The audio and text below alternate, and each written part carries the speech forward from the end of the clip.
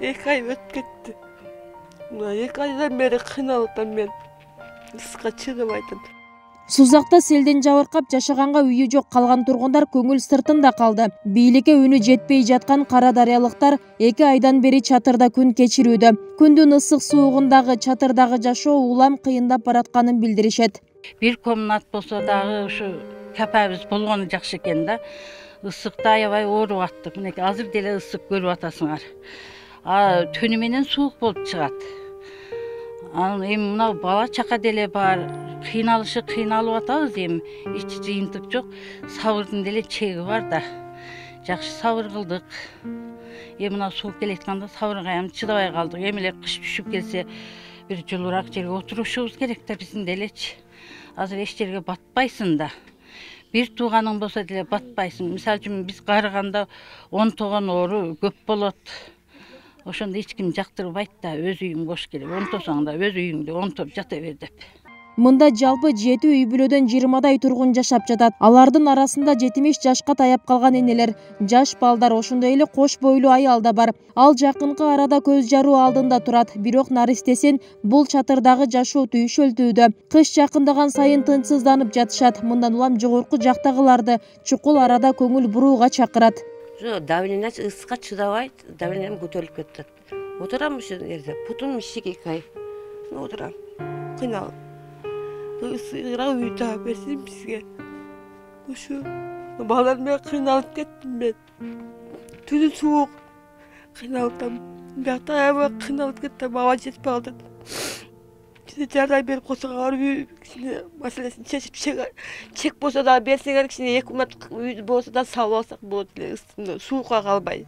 Ушу балдар менен кыйналып кеттим мен. Силерге сураган ушу президентке кайрылам мен. Жардам бергиле.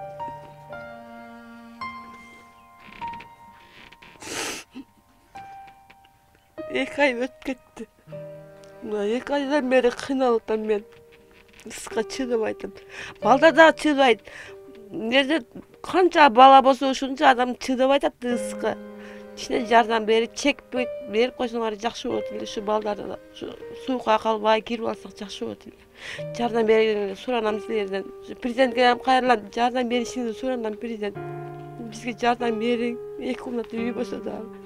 Суукка калбай кирип алалы ушу балдар менен. Бизге мамлекет карыз берип турсун, жок дегенде карыз кайтарып беребиз иштеп. Биз садака сураган жокпуз да.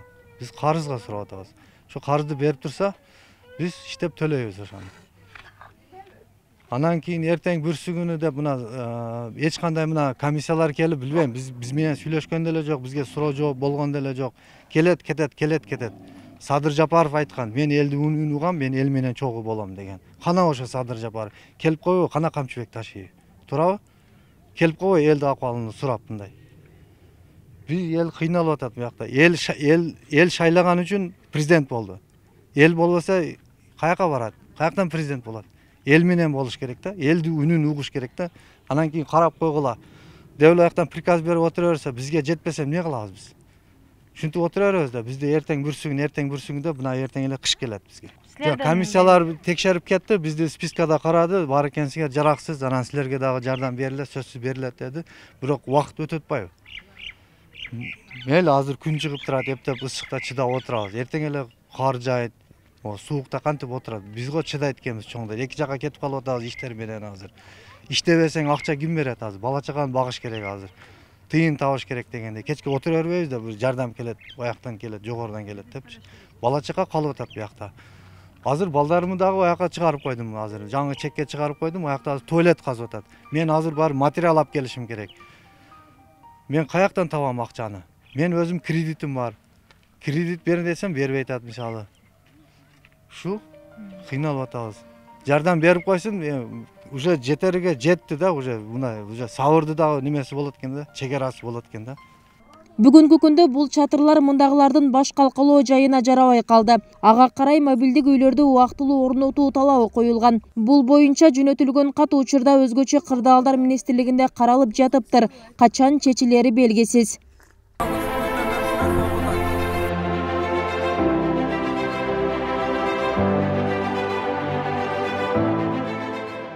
20-июлдагы капыстан келген сел айылдагы 500 үйдү жабыркаткан. Комиссиянын акыркы жыйынтыгына ылайык 45 үй жашоого таптакыр жараксыз деп табылды. Мындагылардын шартын жакшыртуу үчүн өкмөткө кат жолдонуптур. Ошондой эле турак жай курууга да, жерлерди трансформациялоого документтер жөнөтүлгөнүн айтышат. Бүгүнкү күндө мына Кара Дарыя айыл өкмөтүндө 20-июль күнү болгон селден кийинки жабыркаган тургундардын турак жайлары боюнча маселе жаралып атат. Себеби ошол өзгөчө кырдаал министрлиги менен мониторинг кызматынан архитектура менен биргеликте 2 жолу изилдөө өткөргөн авариялык үйлөр боюнча. Ошол экинчи изилдөөсү 8-9 август күндөрү бүтүп, 12 август күнү акт түзүлгөн, жарандык коргоонун актысы. Бул акттын негизинде 45 үй авариялык абалда деп табылды. 45 үйдүн ичинен 3 корпус тибинде курулган үйлөр. Бул ар бир корпуста 7 үй бүлө, 8 үй бүлө, 10 үй бүлө болуп, жалпысы 25 үй бүлө жашайт да 3 корпуста. Ошондо 3 корпус, 20 турак жай авариялык абал деп табылган. Андан сырткары 20 үй бул капиталдык ремонт талап кылына турган деп табылды. Жалпысынан 65 үй бүлө жабыркаган да, үй бүлөнүн турак жайы жабыркаган. Азыр ошол биринчи корпуста жашаган 8 үй бүлөнүн чатырда жашап атат. 7 үй бүлө жашап атат бүгүнкү күндө. 20дай киши, алардын 3 маал тамак аштарын жергиликтүү бийлик биз уюштуруп камсыздап берип атабыз. Андан сырткары сырттан келген ар кандай жардамдар, демөөрчүлөр тарабынан берилген жардамдар аларга таркатылып берилген. Андан сырткары да жабыркаган жалпы селден жабыркаган жарандарга таркатылган. Азыркы көйгөй жаратып аткан ушул биринчи корпустагы 7 үй бүлөсү, алар үчүн мына суук түшүп калга деген күндөн баштап биз өзгөчө кырдаал министрлигине кат менен кайрылганбыз мобилдик үйлөрдү берүү боюнча.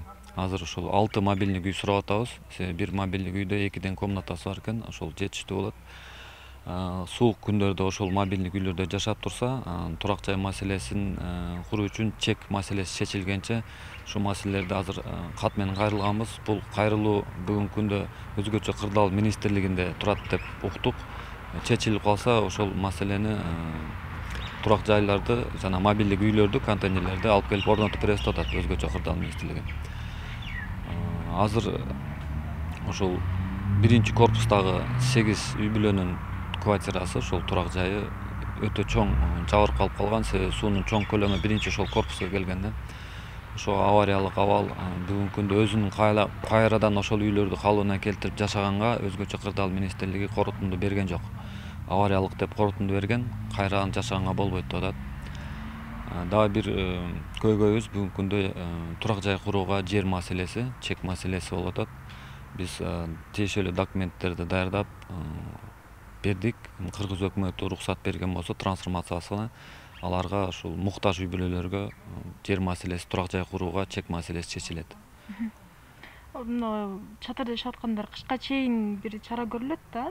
Азыркы бул ар бир кагаз иштеринин процедуралары бар экен. Ошолго биз чек маселеси боюнча документтерди тапшырдык. Бүгүнкү күндө кароодо турат. Эгер маселе чечилсе, турак жай берет, бирок кышы менен аны куруу бергенге мүмкүнчүлүк да жетпейт. Себеби ошол азыркы чатырда жашап аткандар бул муктаж үй бүлөлөр.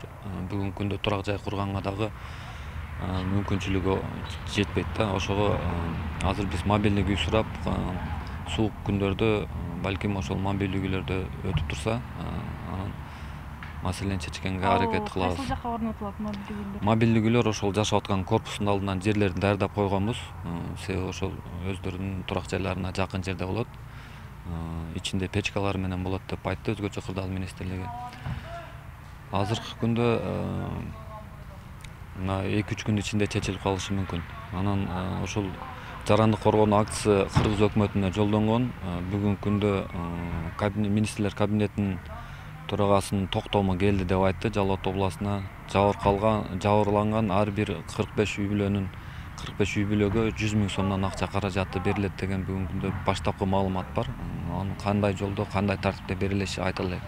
Белгилекеси Кара Дарыя айылы сел коркунучу бар кооптуу аймактардын катарында. 2 ай мурун орун алган сел айылдагы 6 жаштагы кыздын өмүрүн алган. Мындан сырткары 30 гектардан ашуу негин талаларында жеп кеткен. Айылды бир топ түйшүккө салган кырсыкка дамбалардын жарылганы да себеп болгон. Учурда сел тосмолорунда калыбына келтирүү иштери башталды.